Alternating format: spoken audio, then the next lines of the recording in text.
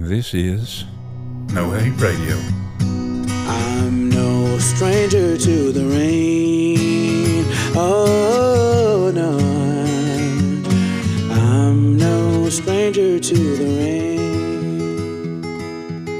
You're tuned in to No Hate Radio today, and we appreciate very much that you're listening to our broadcasts here from St. Petersburg, Florida on No Hate Radio. I want to make a reference today because today is October 1st, 2024, and when this episode is released, it will be October 19th. So you'll be hearing this if you're listening to No Hate Radio on a consistent basis. You'll be hearing this episode on October the 19th. So let's kind of frame that into where it is. Right now we're 34 days to the U.S. General Election Day all over America. And for the election of 2024, what we're trying to do on No Hate Radio is stay on the topic, remain on the topic, and discuss various aspects of the election of 2024, including the fact that although you hear it in every single election, and I know you do, this one really is important beyond all recognition, beyond the time that most of us are aware in our lives. And I can say that with some certainty because I'm old. And I've been through a lot of elections, and they always say it's a very important, pivotal election and so forth. But this one, friends, I submit to you, really, really is. Because the future of America will take one turn or another, and it will take that turn in a decidedly major way. So we're going to continue to talk about the election of 2024, and we're going to in that process address some issues that I think are particularly timely right now. I like every now and then to make a reference to our theme song on No Hate Radio, which is No Stranger to the Rain. And I think if you're in the southeastern United States, or maybe even most of the eastern seaboard all the way to Virginia, in the last few days, you've certainly been no stranger to the rain. More so the wind and the storm surge and a massive, massive hurricane, ranked as a Category 4, but frankly it doesn't appear that that was an adequate way to describe a storm that eventually reached a width of 850 miles and a length of 1,000 miles and stretched over multiple states and caused flooding and power losses as far north as Virginia. So we've just been through, I guess you can use the term historic, I would use the term terrible, storm in this country that affected a lot of our people. Most of us here in the Florida area either have personally or know people who are very close to us who have suffered the loss of everything, their homes, their automobiles, their personal possessions, their clothes, their ability to function. Power losses are still rampant throughout St. Petersburg and Tampa, where this broadcast is coming from. But not only here, it certainly extends south all the way down the western Gulf Coast of Florida, but it also extends north to unheard of distances in connection with a storm like this. So I guess I would start off by saying that in the theme song, No Stranger to the Rain, sometimes you listen to the lyrics, you think, if I don't hold my head up, I may drown. It kind of may sound like a figurative statement, but for a lot of people this past week, it was a very real statement. And it's a little bit hard to tune in to the part of the song that says, I'm going to beg, steal, or borrow a little sunshine right now, because a little sunshine is hard to find right now. And in the middle of all this, I'll say this event occurred in the middle of a virtual, I will use the term, if you don't want to use this term, it's okay with me, but I'll call it crisis level election. That is because major incredibly major policy differences face us as we move into this election. So I want to talk about a subject that generally is treated massively different by the two sides of the political choice this fall. The issue of climate change. Climate change, sometimes described as sea level rise, global warming, it's got a lot of terms that go with it, but it has to do with the idea that the Earth's climate is changing, and the dispute seems to be whether human growth and massive population growth and the extensive use of fossil fuels and disrespect, essentially, for the environment, whether that has had any effect on climate change or whether it's a natural phenomenon that just can't be avoided. I will say that a large segment of the population, some of whom I was very familiar with over the years, started off by denying that climate change even existed. Not true, simply not true, and would even make jokes about it. Well, goodness, it's global warming because there'd be a cold day, and they'd make some kind of reference like that. The fact is, it was identified in recent political races by one side of this election coming up today as a hoax, invented and created by political opponents of the conservative side. And that terminology was actually used, and it wasn't in some long past reference. It was very recently and continuing since 2016, the term that climate change is a hoax.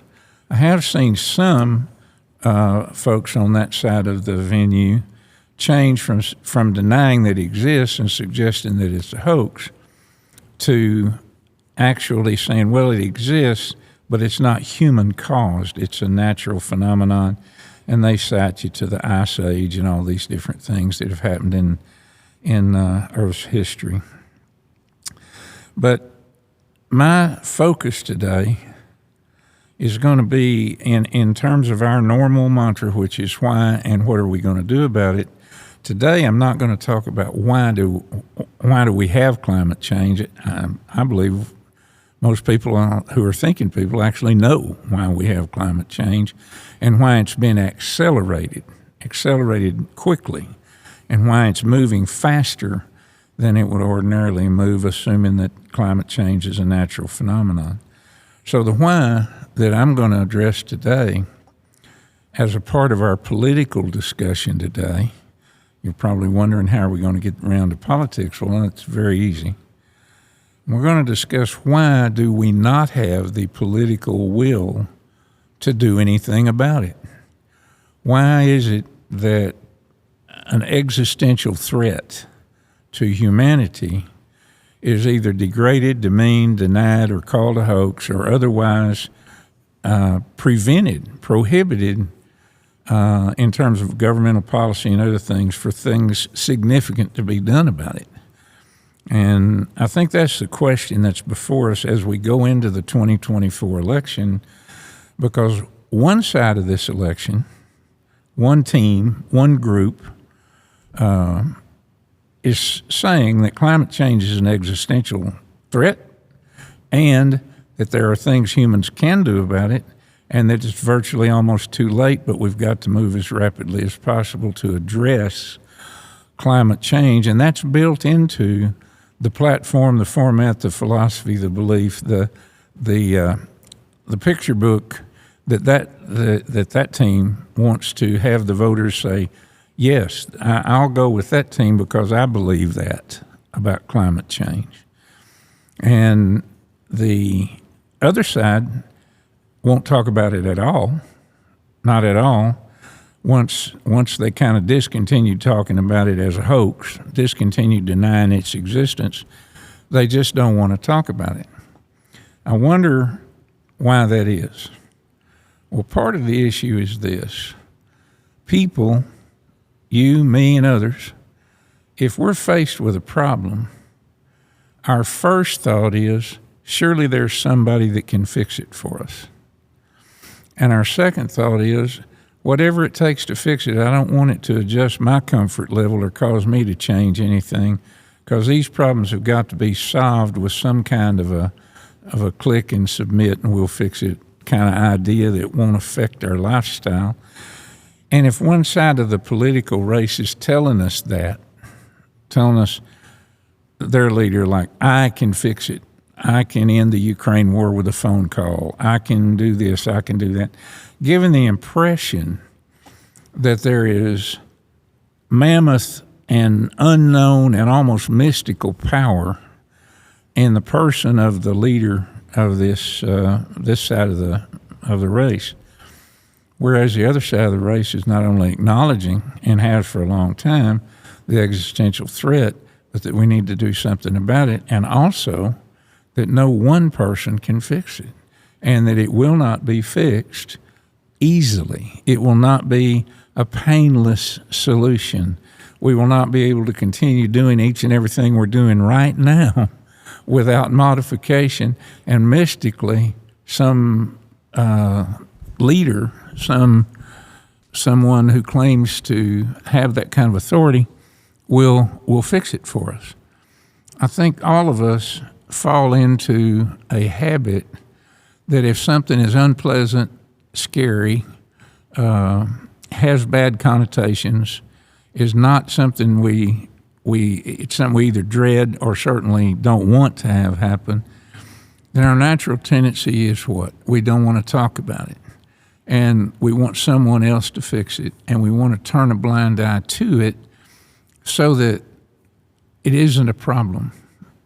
It's the old phrase for it was head in the sand. We stick our head in the sand because we don't want to acknowledge what's going on. Now, what happens is you have on one side of the 2024 contest, you have a group that will tell you that. They will, in fact, encourage that kind of head in the sand attitude. And they will say, these problems can easily be fixed.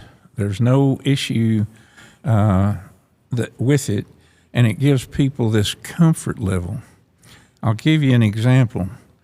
If this team can put together successfully, as they did in 2016, a coalition of folks whose belief systems about abortion are very, very strong, so the right-wing fundamentalist Christian movement wants to line up with that side, and they do.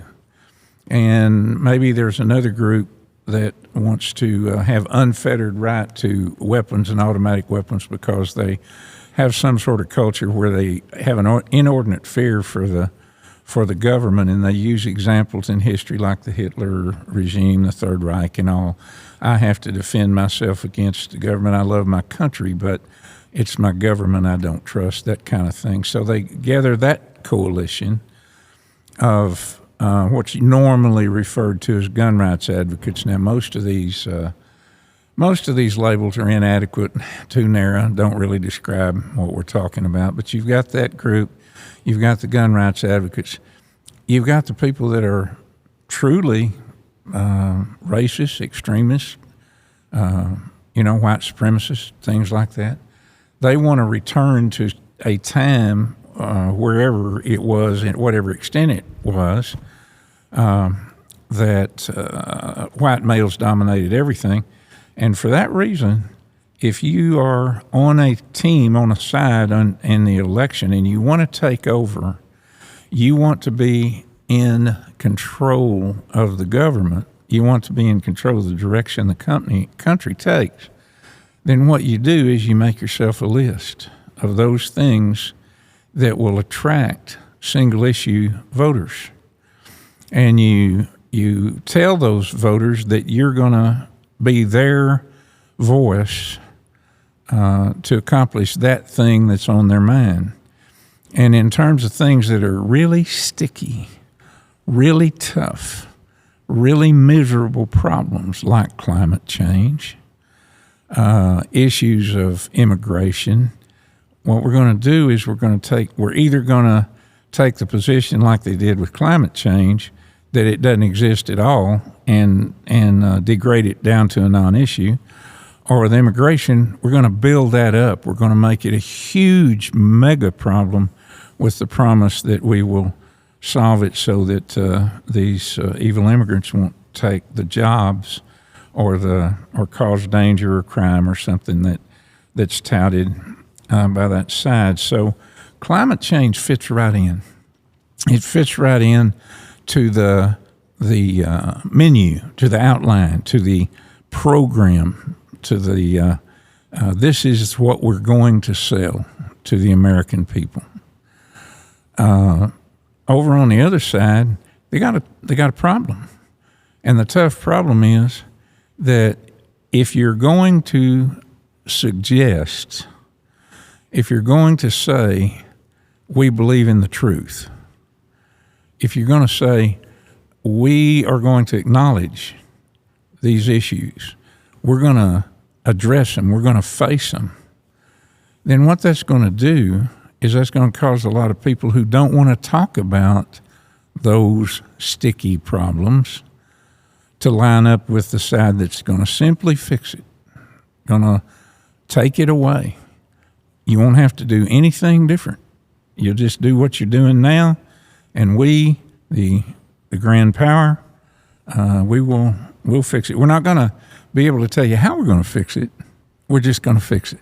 And that's good because a lot of people, I think you've probably heard, I bet you have if you're 30 years old or older, well, we have these friends next door, but we don't talk about religion or politics.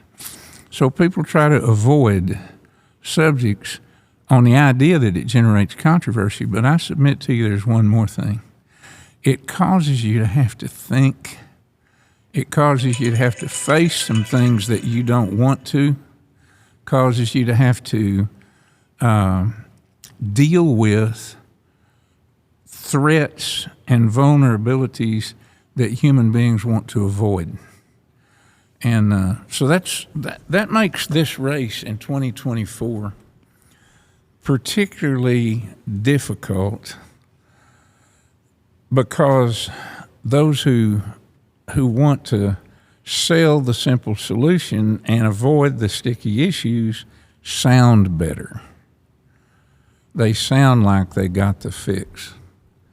They sound like they can make us be able to keep doing what we're doing.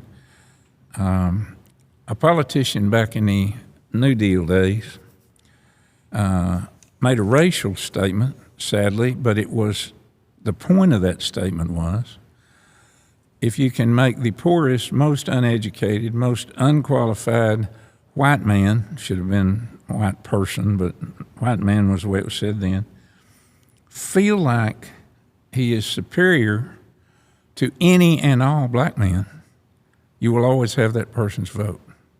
So the idea is you play politics as a chess game, and you move the pieces around based on what your coalition group wants to hear you say.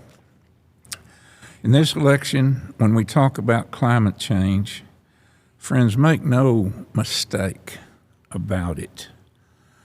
We have a mandate right here, right now. In fact, it's been a mandate, and you're probably going to question me, so go look it up. As people say today, Google it. The forecasters, the weather prognosticators, the people who know what they're talking about in terms of weather and atmosphere, have been saying since 1994, maybe earlier, but I'm going to say for sure since 1994, that exactly what is happening now, massive storms, hurricanes that continue to live for thousands of miles inland, wider, bigger, huger storms, tougher winds, more flooding, all of these things, including the inevitable conditions affecting agriculture, droughts, insect infestation, and all those things, are going to, they're going to be there, and they have happened, and they have happened almost exactly like the weather forecasters and prognosticators promised us they were going to happen. And we didn't listen. We as a country haven't listened. And now you see some efforts being taken by people that one side of this election would call liberal extremists. California, they said, we're not going to have any more fossil fuel cars after 2030. No new cars powered by gasoline engines after 2030. You've had the federal government try to implement policies to promote unleaded aviation gasoline so that there's no lead being promoted by aviation piston engines. You have the massive push toward building an infrastructure for and building the economy around electric vehicles. You have the massive push for wind energy. You have solar panels. You have people who are trying to do something about this existential threat. And yet you have another side of the political arena who is simply ignoring it, degrading it, or telling us that it's not a real problem. Colorado State University has been for many years, I don't know how long, for many years they've been predicting with uncanny accuracy the Atlantic tropical weather forecast on an annualized basis. And I'm going to give you some numbers that Kim, our producer, just came up with. He just found them, and I asked him to look at them, and he found them specifically, and I want you to listen to this. Colorado State University's forecast is for 25 named storms in the year of 2024, the hurricane season of 2024. That's from May 1st to November 30th of 2024. The average since 1991 through 2020 was 14.4 named storms. The prediction for this year is that there'll be 12 hurricanes. 12. Those are hurricanes. That's wind force greater than, I think, 79 miles an hour, and most of them, that's a Category 1, and most of them are up through Categories 2 and 3. The average over that same 20-year period, 1991, 2020, was 7.2. That's almost twice as many hurricanes. 6 major hurricanes, and the average over that same 20-year period was a little over 3. So it's virtually doubled. So is there any merit really to the suggestion that human activity has not accelerated, exacerbated, and made climate change worse?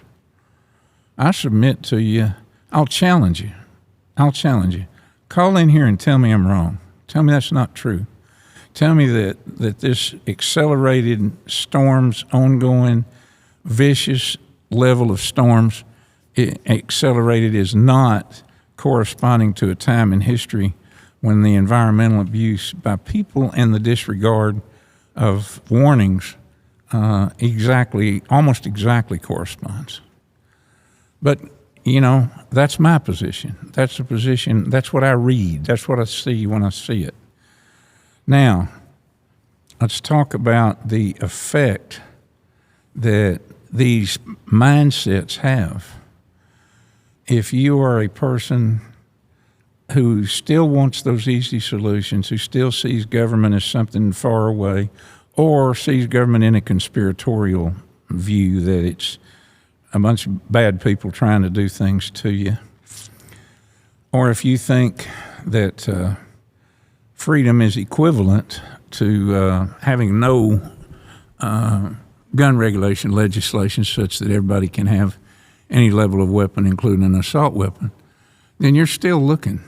You're still looking for that solution by that mystical leader of some kind who, you would be on that side of the November election. If you're more toward the goal of recognizing the realities of what is going on, what is happening in America today, and that we can and need to desperately do something about that, then I suggest you're probably on the other side of that political debate.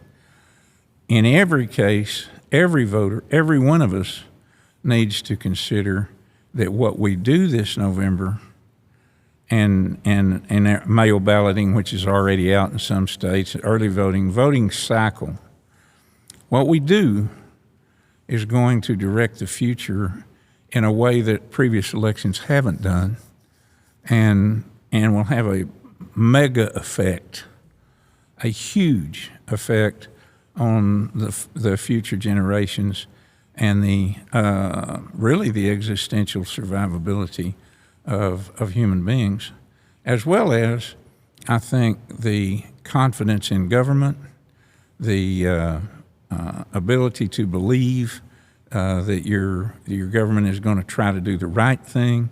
Those things that have been basically eroded all the way since 1968, and particularly 1972, and we won't go into the events that caused it, but since the Vietnam War, since the social revolution of the 60s, confidence in government, now confidence in the Supreme Court, confidence in all the institutions, has gone to a low time. And if you believe that the right course of action is to try and raise that confidence level, trying to build that integrity back into the government, then your choice in the election is pretty clear.